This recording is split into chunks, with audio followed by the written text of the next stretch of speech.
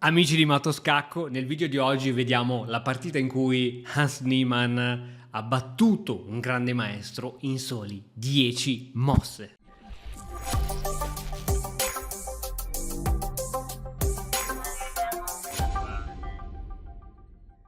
Ebbene sì ragazzi, Niemann ogni tanto tira fuori dal cilindro delle cose eccezionali e è riuscito a battere questo grande maestro Jumabayev, se non mi sbaglio, sì, Jumabayev, da 2561 punti, quindi molto molto forte, in un tempo rapido. Quindi non è una blitz, non è una bullet un minuto, rapide, 10 minuti a testa, ed è abbastanza grave per un grande maestro perdere in 10 mosse a 10 minuti. E andiamo a vedere quindi quali sono state queste 10 mosse. Andiamo a vedere. Pedone di 4, pedone di 5. E secondo voi che cosa gioca Niemann alla seconda mossa?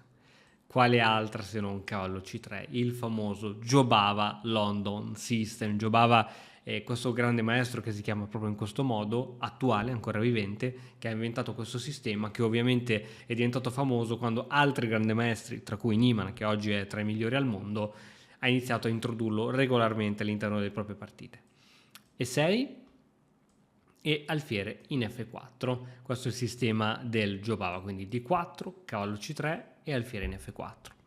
Alfiere D6 per contrastare questo fortissimo alfiere, e adesso attenzione che tra le tante mosse disponibili, tra cui donna di 2 per fare arrocco corto, Niemann sceglie E3 con l'idea che in caso di cattura io ricatturo in questo modo e ho un centro fortissimo su E5 dove potrò andarci a posizionare il mio fortissimo cavallo. Ma ritorniamo in partita. In partita il nero non cattura l'alfiere in F4 ma gioca il cavallo in E7. Mossa molto particolare, cavallo E7. Probabilmente l'idea è anche quella di andare in G6 andando a domandare ancora di più questo alfiere. Posizione particolare di quel cavallo. Cavallo F3, fin qui mosse piuttosto normali e regolari. Siamo a mossa 5, sembra impossibile che fra 5 mosse la partita finirà, ma è davvero così, è davvero così. Arriva rocco corto e adesso arriva alfiere in D3. Io direi fermiamoci un attimo, facciamoci un'analisi della posizione perché siamo a mossa 6, fra 3 mosse finisce tutto, quindi quali sono gli elementi, se ci fermiamo un attimo, che abbiamo a disposizione? Parliamo del bianco. Sicurezza del re del bianco, magari non è ottima perché il re non ha arroccato, ma dire che il re bianco è in pericolo è un parolone, quindi sicurezza del re del bianco direi abbastanza bene. Struttura pedonale del bianco, c'ha tutti i pedoni in seconda traversa, ad eccezione di questi due che sono comunque in catena, quindi sono fortissimi, debolezze non ci sono.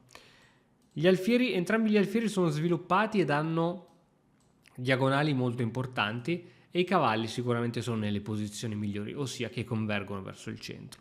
La regina deve ancora trovare un posto dove andare, ma direi che per il bianco va bene così. Andiamo a controllare ora il nero. Sicurezza del re del nero direi piuttosto buona, arroccato, c'è ancora i 3 pedoni davanti, tutto bene. L'unico elemento sfavorevole per quanto riguarda la sicurezza del re è che manca il cavallo in F6 che è il più grande difensore dell'arrocco, quindi questo gli toglie sicuramente qualche punto. Sviluppo dei pezzi, questi pezzi sono ancora tutti indietro. L'unico pezzo sviluppato è questo alfiere di 6, anche il cavallo in E7 sì, è sviluppato ma va bene. L'alfiere in D6 probabilmente verrà cambiato, quindi il nero perderà il suo unico pezzo che sta facendo veramente qualcosa. Struttura pedonali, possiamo dire anche questa buona, poiché sono tutti pedoni in settima, a eccezione di questa catena di pedoni che comunque è molto solida. Quindi se vogliamo trovare un punto critico per quanto riguarda la posizione del nero è proprio la sicurezza del re. Perché? Perché il cavallo non sta in F6 ma sta in E7. Da F6 il cavallo appunto ottiene attacchi su H7, possibilità di chiudere l'alfiere con cavallo E4, ovviamente questa mossa deve essere supportata e ben pianificata, e quindi ora mossa al nero che decide di giocare pedone C5. L'idea di pedone C5 è molto semplice, come vedete è il motore da punto di domanda. L'idea è quella di giocare C4 e dopo C4 far ritirare l'alfiere Campochiaro in E2. Purtroppo non ci sarà il tempo di fare C4, perché riesci a trovare la mossa che porta in vantaggio al bianco. Sono sicuro che l'hai già trovata, se no ti lascio qualche secondo di tempo per pensarci. Mossa al bianco. Beh, sapendo che la partita sta per finire, sicuramente non possiamo fare altro che andare a guardare in direzione del re, negli attacchi in direzione del re, e Niemann fa quello che viene chiamato il dono greco, oppure il sacrificio greco. Ne abbiamo parlato diverse volte all'interno del corso Impact Attack, dove ci sono tutti gli schemi di attacco. Qui sotto ti farò trovare il link in descrizione per se vuoi approfondire. Questa apertura, invece, questa qui che ha giocato Niemann, è quella del Jobava, appunto. È uscito adesso il corso che è in offerta fino al 5 di agosto, dove ci è spiegato come si gioca dal bianco e come si risponde a tutte le linee del nero. Niemann decide di giocare il dono greco, alfiere per H7. L'idea del dono greco è proprio quello di stanare il re per permettere alla donna di uscire molto velocemente in H5 e in G4, dopo cavallo G5 scacco. Ora, è risaputo che andare indietro con re si perde subito. Perché si perde subito? Perché se vai indietro subito ti arriva donna H5 e anche se provi a crearti una via di fuga per il re, qui e comunque ti arriva scaccomato, perché il re qui in realtà non può scappare, che c'è il cavallo. Quindi è risaputo che andare indietro ti porta al modo più veloce per perdere. Se vuoi cercare di restare in vita devi andare avanti con re. Ovviamente questa direi che è la migliore, poiché in H6 si vede subito che ci sono attacchi a Reg X. Re in G6, mossa migliore da questa posizione, e adesso arriva regina in G4. Attenzione, ci sono attacchi a Reg X, attacchi di scoperta, quindi potrebbe esserci anche un cavallo E6 scacco. Attenzione, è veramente posizione veramente difficile. Qui il nero ha solitamente uno dei modi anche qui per scappare è F5, tramite questa spinta il re cerca di allontanare la donna, il re eventualmente può andare in F6, non potrà mai andare in F7 perché c'è il cavallo, ma in partita il grande maestro col nero gioca pedone in E5. Sembra una bellissima mossa, pensaci bene. In caso di scacchi di scoperta, non so, tolgo il cavallo, faccio scacchi di scoperta, perdi la donna e non c'è più scacco di scoperta. Ti sto minacciando anche l'alfiere, quindi in realtà questo è un attacco simultaneo. Quindi sembra un'ottima mossa, sembra che questa mossa in realtà porti in vantaggio Niemann, ma Niemann vede cavallo E6. Attacco doppio, scacco, e qui a questo punto il nero abbandona mossa 10. Perché abbandona? Quali sono le alternative? Beh, il re se va qui dietro abbiamo detto sempre che perde. Il re qui non può andare, qui non può andare, qui non può andare, qui non può andare. In realtà non è che ci sono troppe alternative. In caso di re H7 c'è direttamente donna G7 e perdi la partita.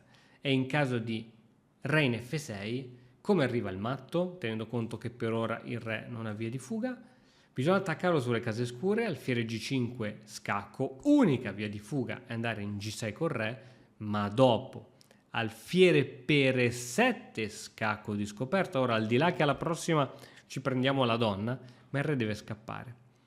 Il re scappa in H6 e arriva.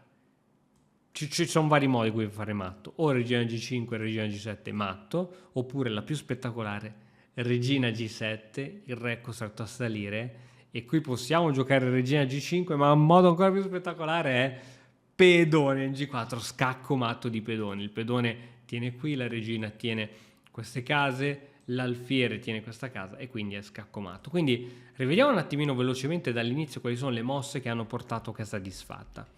Allora, sicuramente nel Jobava, guarda E6. E6 è una mossa, è la tipica difesa classica, la difesa ortodossa, no? Si chiama, ma non funziona. Guarda la barra laterale a sinistra come si alza dopo che il nero gioca E6.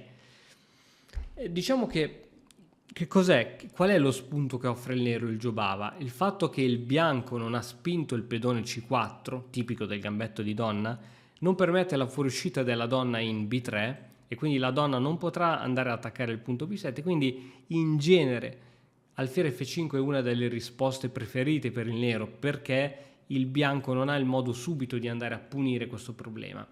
Analisi del motore, dopo questa mossa è 0-0, cioè il nero ha, se vogliamo, raggiunto la parità dopo alfiere F5. Dopo, se vuoi, giochi E6, però intanto hai tirato fuori l'alfiere.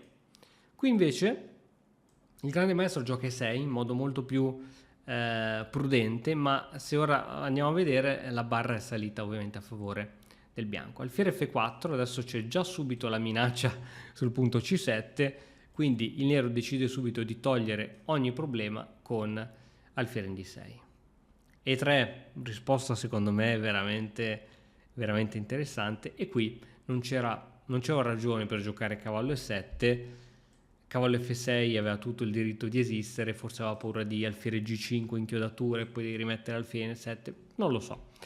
Cavallo F6 era meglio. Invece in partita viene giocata cavallo E7, qui il bianco gioca in modo tranquillo, porta tutti i pezzi dove devono essere e qui ovviamente il re è veramente troppo sguarnito. Manca il cavallo che è difensore, il miglior difensore dell'arrocco, e ci sono tutti gli elementi per un dono greco. Quali sono gli elementi del dono greco? Un alfiere che si può sacrificare con scacco in H7 e un cavallo che non può essere catturato. Per esempio, se qui c'era un alfiere camposcuro del nero, già non andava bene.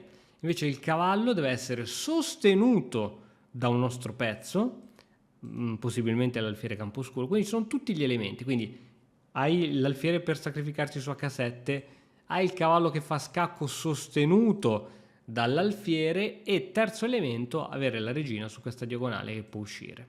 E a questo punto qui, diciamo, donna G4 non è la mossa migliore del motore, il motore consiglia alfiere per D6 addirittura, interessante.